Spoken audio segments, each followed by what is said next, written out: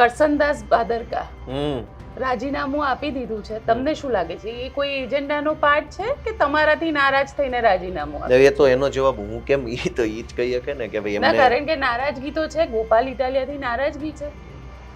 આમાં હું છે, આખું ગુજરાત ભાજપથી નારાજ છે.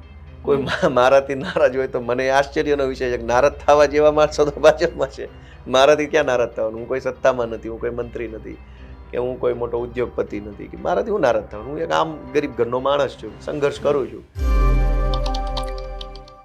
કરસનદાસ ભાદરકા હમ રાજીનામું આપી દીધું છે. તમને શું લાગે છે, એ કોઈ એજન્ડાનો પાર્ટ છે કે તમારાથી નારાજ થઈને રાજીનામું આપ્યું? એ તો એનો જવાબ હું કેમ ઈ તો ઈ જ કહી શકે ને કે ભાઈ ના, એમને કારણ કે નારાજગી તો છે, ગોપાલ ઇટાલિયાથી નારાજગી છે. આમાં હું છે, આખું ગુજરાત ભાજપથી નારાજ છે. કોઈ મારાથી નારાજ હોય તો મને આશ્ચર્યનો વિષય છે કે નારાજ થવા જેવા માણસો તો ભાજપમાં છે. મારાથી ક્યાં નારાજ થવાનું? હું કોઈ સત્તામાં નથી, હું કોઈ મંત્રી નથી, કે હું કોઈ મોટો ઉદ્યોગપતિ નથી, કે મારાથી હું નારાજ થવાનું? હું એક આમ ગરીબ ઘરનો માણસ છું, સંઘર્ષ કરું છું. મારી પાસે કંઈક હોય ને મેં તમને ગોપીબેન ના આપ્યું ને તમે નારાજ થઈ ગયા તો લોજિકલ વાત છે. હું પોતે અત્યારે રખડું છું, સંઘર્ષ કરું છું, મારાથી હું નારાજ થવાનું કોઈએ? ના, કારણ કે ચર્ચા એવી છે કે વિસાવદરની ચૂંટણીની અંદર કરસનદાસ ભાદરકાએ પક્ષ વિરોધી કૃત્ય કર્યું, જે તમે જાગૃત કર્યું અને એના કારણે તમારાથી ના નારાજગી ના, છે. એવું તો મારા કઈ ધ્યાનમાં નથી બેન. એવું તો ગોપીબેન, રાજકારણની દુનિયામાં એક વણલખ્યો સિદ્ધાંત છે કે બહુ જાજી તમારે કોઈનાથી છે ને દ્વેષ ન રાખવો. સારો માણસ હોય તો કોઈ પ્રશ્ન, પણ ખરાબ હોય, તમને ખબર જ હોય ખરાબ છે, તો એનાથી દ્વેષ નહીં રાખવાનો. કેમ કે એન્ડ ઓફ ધ મોમેન્ટ તમને કાંઈ મળવાનું નથી. ગોપીબેન બહુ દાખલા તરીકે ખરાબ વ્યક્તિ છે, મને ખબર છે, તો એનાથી ચીડાઈને, એનાથી દ્વેષ રાખીને, એનાથી દુશ્મની રાખીને મને શું ફાયદો? એ એનું કામ કરે, હું મારું કામ કરું. તો રાજકારણમાં સફળ થવાનો એક સિદ્ધાંત છે, જેણે જે કર્યું તે ભગવાન એમનું લેખ લખે છે હવનો. મારે ક્યાં એક એક વ્યક્તિને ટાર્ગેટમાં લેવાની જરૂર છે? હું મારું કામ કરું, મારા કામમાં ફોકસ કરું, કામ વધુ સારું થાય એમાં ફોકસ કરું, તો દુનિયા આપોઆપ મને રિવોર્ડ આપશે, દુનિયા મને વળતર આપશે. તો હું કોઈ દિવસ એ માનસિકતાનો માણસ નથી. મને ખબર હોય ખરાબ માણસ છે તો હું બહુ વ્યક્તિગત રીતે કોઈની હારે ચીડાતો નથી. જાહેરમાં મારે કંઈક બોલવા જેવું લાગે તો હું બોલી જાઉં, પછી બહુ એમાં લમણાજીકમાં નથી પડતો હું. કેમ કે હું મારા કામથી આગળ વધીશ.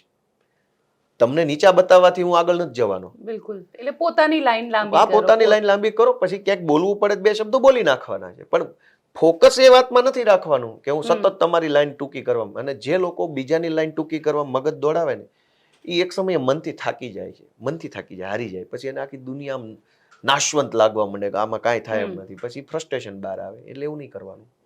કારણ કે તો તમને શું લાગી રહ્યું છે કે કરસનદાસ ભાદરકાએ રાજીનામું આપ્યું, તો હવે કારણ કે એવી ચર્ચા છે કે અલગ પાર્ટી બનાવશે. ગોપાલ ઇટાલિયાએ એકેવાર ફોન કરીને પૂછ્યું ખરું કરસનદાસ ભાદરકાને કે કેમ બાપુ, શું થયું, કેમ રાજીનામું આપી દીધું? નહીં બાપુ, અરે પહેલા વાત થઈ હતી મારે, પછી તો નથી વાત થઈ, પણ પહેલા વાત થઈ હતી ત્યારે તો બધું હમું જ સૂત્રો હતું. પછી તો હવે એમને રાજીનામું આપી દીધું, તો હવે તો હું શું કહું એમાં એમને? કે ગોપાલ ઇટાલિયાને બધી જ ખબર છે, બોલવું કઈ નથી. ના ના, મને શું ખબર હોય ગોપીબેન? હું કાંઈ આમ સર્વજ્ઞાની માણસ તો શું નહીં, કાંઈ પ્રકાંડ પંડિત નથી. ના, આમ આદમી પાર્ટીની તો ખબર હોય ને. ના, એવું જરૂરી નથી ના ખબર હોય ને. તમારા મનમાં શું હાલે મને શું ખબર હોય? તમે મને કયો તો ખબર હોય. તમે મને ન કહો, મને કેમ ખબર પડે તમારા મનમાં શું છે? હું જેટલી વાર તમને મળું, તમે મને સારી રીતે સ્વાગત કરો, વેલકમ કરો, ચા પીવડો, પણ ખબર તો ન હોય ને કે તમારા મનમાં મારા પ્રત્યે શું છે, પાર્ટી પ્રત્યે શું. તો એ તો રૂટીન પ્રક્રિયા છે, એમાં કંઈ હવે આપણે કહી ન શકીએ. કારણ કે આમ આદમી પાર્ટીમાં આમ તો ગોપીબેન, એક વાતને તમે પ્રશ્નને બહુ આમ સ્ટ્રેચ કરવાથી કઈ નીકળવાનું નથી. એટલે હું તમને ફાઇનલ જવાબ આપી દઉં. હું તમને મસ્ત જવાબ આપું, સાંભળો. કે દૂધ વલોવો ને તો છાસ ને માખણ નીકળે, પાણી વલોવો ને તો હાથ દુખે. કેટલાક પ્રશ્નો છે ને એ પાણી હોય છે, અને વલોવો કાંઈ નીકળવાનું હોતું નથી. પણ છતાંય હું તમને જવાબ આપું કે કોઈ પણ પાર્ટી હોય દેશની, ભાજપ, કોંગ્રેસ, આમ આદમી એટલે તમારું એવું કહેવું છે કે કરસનદાસ ભાદરકા વિશે કઈ બી પૂછશો તો કશું જ નહીં મળશે નહીં. એમાં કેમ કે રાજકારણની આ કઈ દુનિયાના ઇતિહાસમાં પહેલી વાર તો આવી ઘટના નથી બની. હજારો લોકોએ પોતપોતાની પાર્ટીમાં રાજીનામું આપ્યું, પાર્ટી બદલી, એનું વલોણું કર્યું, નીકળ્યું કાંઈ એમાંથી?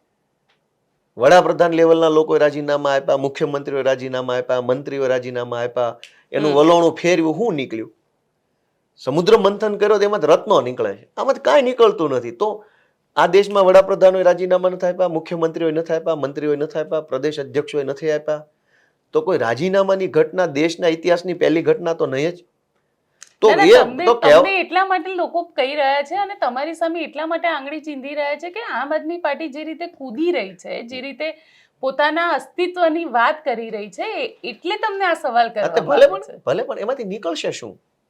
એન્ડ ઓફ ધ મોમેન્ટ દેશના રાજ્યના 7 કરોડ લોકોને ફાયદો થાય એવું શું નીકળશે? આઉટકમ શું? હમ